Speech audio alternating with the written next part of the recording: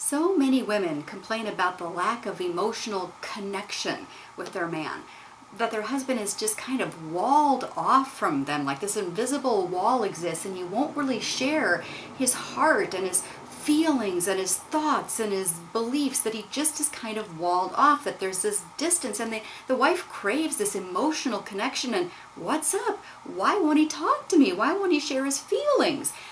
Well, here's something to chew on. Husbands, for whatever reason, husbands are just very, insecure.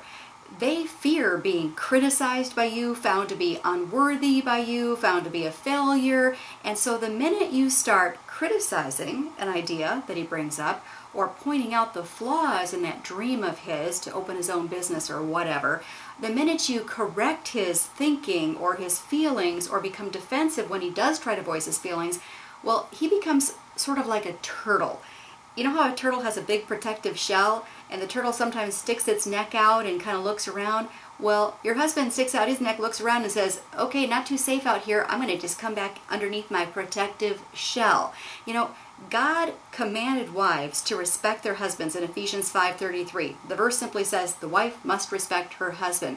And I believe God needed to tell us this because we inadvertently, it's not like we do this on purpose, we tend to point out the flaws in our husband's thinking, or scoff at his ideas, or roll our eyes when he says something. And all of a sudden, he's like that turtle, just retracts underneath the shell and says, I'm not going to come out and play.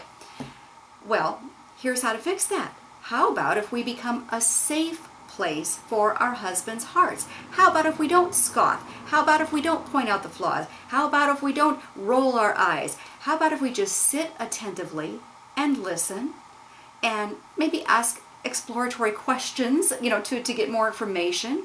But how about if we're not the ones pointing out the flaws and scoffing and maybe even using sarcasm in the process?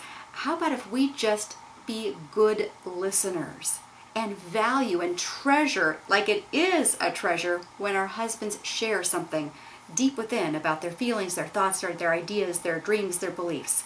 I think you might see that turtle start to venture out from underneath that shell. Wouldn't that be nice?